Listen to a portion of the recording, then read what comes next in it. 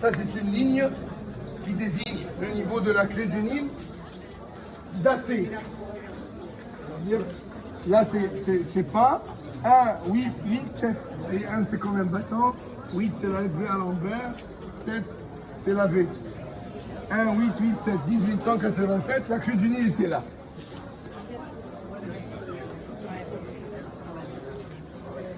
D'accord? Alors imaginez, là c'était pas comme ça, on voit clair. Vous voyez? Là c'est reconstitué à 100%. On va le trouver à ce moment. Là il y a vraiment ces on va gérer, viens voir, venez ici, vous tournez des films. Oh, c'était des sites abandonnés. Abandonnés que par les aventuriers. C'est vrai, habiter autour peut-être, et c'est des endroits sans valeur pour les gens. C'est l'héritage des ancêtres. Qu'est-ce que c'est? Ils n'ont pas une culture. Qu'à partir de Napoléon, on s'est rendu compte qu'on a une vaste histoire. Pas avant. Alors Napoléon, il a bien travaillé.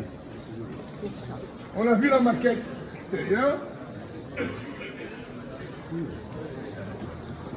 Et là, on ne peut pas imaginer.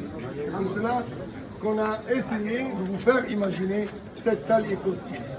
Cette salle hypostyle, hypostyle, c'est un mot grec qui veut dire la salle aux arbres. Comme une forêt, vous voyez. Et c'est là, ces colonnes ont une fonction.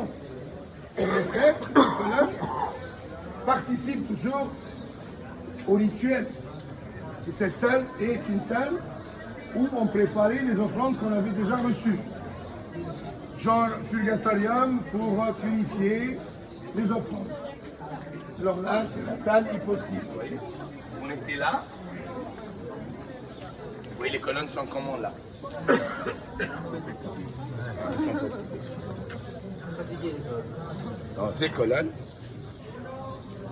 c'était un peu fatigué. On ne l'a pas trouvé à cet état, mais on l'a reconstruit. Alors moi j'ai vécu une jeune enfant, des films à la télé, je voyais Karnak, je ne savais pas qu'est-ce que c'est. Mais c'est fini, on venait avec l'école à Luxor, de promenade, donc on ne visitait pas les monuments. Vous voyez, c'était pas vraiment aménagé pour ça, quand on était gamin. Alors, ces colonnes, 1900. 1900, il n'y a pas longtemps. 20 ans avant la découverte de la tombe du roi Toutankhamon, ces colonnes n'étaient pas terre. Donc, ce qu'on a aujourd'hui, c'est vraiment une merveille. On va voir même aujourd'hui les artistes et les Égyptiens. Ça, c'est pas là, les Français. Les Égyptiens, ils sont en train de nettoyer. Seulement nettoyer les colonnes. Et quand ils nettoient les colonnes, à nouveau, ça nous fait apparaître des vraies peintures de 3000 ans passés. Donc c'est vraiment impressionnant. Une cour à ciel ouvert, alors ça c'est le temple de Ramsès III. Une salle hypostyle, 134 colonnes. 52 sur 108 mètres, plus que 5000 mètres carrés. Cette salle hypostyle, c'est la plus grandiose. C'est pour cela, hier, je vous ai dit dans le bus, je ne sais pas si vous vous rappelez ou pas, le plus grandiose de tous les points de vue.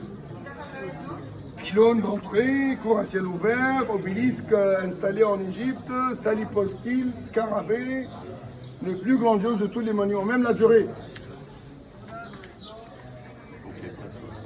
1, 2, 3, 4, 5, 6. 6 pylônes. Est, ouest. Et on avait, à partir de là, quand on va voir l'obélisque là, c'est l'axe qui est mené vers le temple de Luxor. Il y a 4 pylônes, 7, 8, 9, 10, qui sont par terre carrément là. Comme l'image d'ici, d'autrefois. C'est les Français toujours qui sont là-bas, comme un grand puzzle. On est en train de le constituer, mais c'est pas évident. Ma belle famille royale, 2 lignées de colonnes qui sont plus hautes.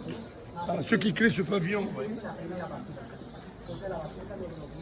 122, là c'est 6 et 6, 12. 12 colonnes. Et à droite et à gauche, 122 colonnes, ça fait en tout 134 colonnes, chapiteaux lotiformes ou papyriformes, ou fermés ou ouverts. Alors là, c'est ouvert. À droite et à gauche, c'est fermé. Surmonté par quoi? Surmonté par des fenêtres à claustras. Des fenêtres à claustras en pierre qu'on va voir. Pour permettre le passage de la lumière. Même si on avait un toit, mais avec cet écart de hauteur des colonnes, on a des fenêtres à claustras sur les côtés latéraux qui permettent le passage de la lumière dans la salle. Que ça soit une salle illuminée, mais pas la lumière du jour comme ça.